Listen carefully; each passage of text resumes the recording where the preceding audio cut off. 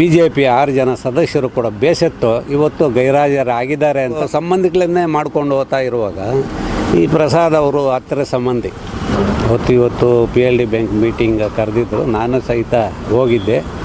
ಅಲ್ಲಿಗೆ 4 ಜನ ಮಾತ್ರ, ಅಧ್ಯಕ್ಷರು, ಉಪಾಧ್ಯಕ್ಷರು ಮತ್ತು ಇನ್ನಿಬ್ಬರು ಮಾತ್ರ ಇದ್ದರು.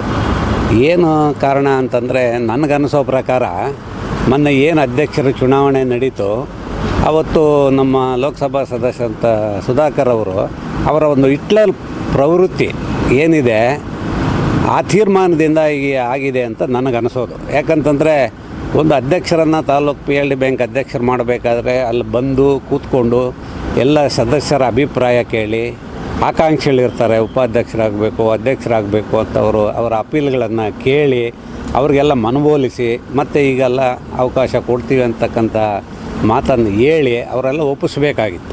ಅವ್ರೇನು ಮಾಡಿದ್ದಾರೆ, ಏಕಾಏಕಿ ಫೋನಲ್ಲಿ ಮಾಡಿ ಇಂಥವ್ರ ಅಧ್ಯಕ್ಷರು ಉಪಾಧ್ಯಕ್ಷರು ಅಂತ ಒಂದು ತೀರ್ಮಾನ ಮಾಡಿ ಹೇಳಿರೋದ್ರಿಂದ BJP 6 ಜನ ಸದಸ್ಯರು ಕೂಡ ಬೇಸತ್ತು ಇವತ್ತು ಗೈರಾಜರಾಗಿದ್ದಾರೆ ಅಂತ ನನ್ನ ಮನಸ್ಸಿಗೆ ಅನ್ನಿಸ್ತಕ್ಕಂಥ ಒಂದು ವಿಷಯ. ಯಾವುದೇ ಒಂದು ಅಧ್ಯಕ್ಷರನ್ನು ಮಾಡುವಾಗ ಎಲ್ಲರೂ ಕೂಡ ಗೆದ್ದಿರ್ತಾರೆ, ಅವ್ರಿಗೂ ಆಸೆ ಆಕಾಂಕ್ಷೆಗಳಿರ್ತದೆ. ಅದರ ಮುಖಂಡರಾದಂಥವರು ಅದನ್ನೆಲ್ಲ ಕೂತು ಚರ್ಚೆ ಮಾಡಿ ತೀರ್ಮಾನ ಮಾಡಿ ಎಲ್ರಿಗೂ ಸಮಾಧಾನ ಮಾಡಿ ಅಧ್ಯಕ್ಷರು ಉಪಾಧ್ಯಕ್ಷರನ್ನು ಮಾಡ್ತಕ್ಕಂಥದ್ದನ್ನು ನಾವು ಇಂದಿನಿಂದ PLD ಬ್ಯಾಂಕಲ್ಲಿ ಎಲ್ಲ ಯಾವ ಸಂಸ್ಥೆನಾಗಲ್ಲ ಆಗಲಿ ಮಾಡ್ತಕ್ಕಂಥ ವ್ಯವಸ್ಥೆ ಇರತಕ್ಕಂಥದ್ದು. ಆದರೆ ಇವರು ಏನು ಮಾಡಿದ್ದಾರೆ, ನನಗೆ ಏನು ಯಾರು ಸಮಾನ ಇಲ್ಲ ನಾನು ಹೇಳಿದ್ದನ್ನು ಎಲ್ಲರೂ ಕೇಳಬೇಕು ಅಂದೆ. ಅದೇ ಹಿಟ್ಲರ್ ಪ್ರವೃತ್ತಿ ಅಂತ ಹೇಳ್ತಾರಲ್ಲ, ಆ ರೀತಿ ಸುಧಾಕರ್ ಅವರು MP ಮಾಡಿರೋದ್ರಿಂದ ಅವರು ಕೂಡ ಬೇಸತ್ತು ಇವತ್ತು ಸಭೆಗೆ ಗೈರಾಜರಾಗಿದ್ದಾರೆ. ಆ ಗೈರಾಜರಾಗಿರೋದ್ರಿಂದ ಅವರು ತಿಳ್ಕೋಬೇಕು, ಇನ್ನು ಮುಂದೆ ಆದರೂ ನಾನು ಯಾವ ಥರ ಹೋಗಬೇಕು ಅಂತ. ಇದೇ ಥರ ಹೋಗ್ತಾ ಇದ್ದರೆ ಕೂಡ ಅವರಿಗೆ ಇನ್ನು ಮುಂದೆ ಇದರ ಎಫೆಕ್ಟ್ ಗೊತ್ತಾಗ್ಬೋದು ಅಂತ. ಯಾಕಂತಂದರೆ ಇದೇ ಥರ ಮಂತ್ರಿ ಆಗಿದ್ದಾಗ ಕೂಡ ನಡ್ಕೊಂಡು ಏನಾಯಿತು ಅಸೆಂಬ್ಲಿ ಎಲೆಕ್ಷನ್ನಲ್ಲಿ ಅಂತ ಅನುಭವ ಆಗಿದೆ.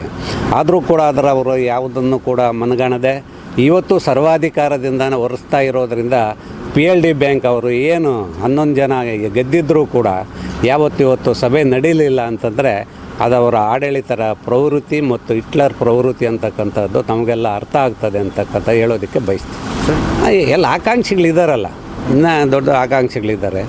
ಅವರು ಅನಿಸೋದು ಅವರು ಸಂಬಂಧಿಗಳನ್ನೇ ಮಾಡ್ಕೊಂಡು ಹೋಗ್ತಾ ಇರುವಾಗ ಈ ಪ್ರಸಾದ್ ಅವರು ಹತ್ತಿರ ಸಂಬಂಧಿ, ಅವರ ತಂದೆಯವರ ಕೇಶವ ರೆಡ್ಡಿ ಅವರ ಸೋದರತ್ತೆ ಮಗ, ಅವರನ್ನು ಮೊನ್ನೆನೂ ಮಾಡಲಿ ಅವ್ರನ್ನೇ ಮಾಡಬೇಕಾದ್ರೂ ಕೂಡ ವಿಧಿವಿಧಾನ ಇದೆ, ಕೂತು ಚರ್ಚೆ ಮಾಡಿ ಅವ್ರಿಗೆಲ್ಲ ಮನವೊಲಿಸಿ ಮಾಡಬೇಕಾಗಿತ್ತು.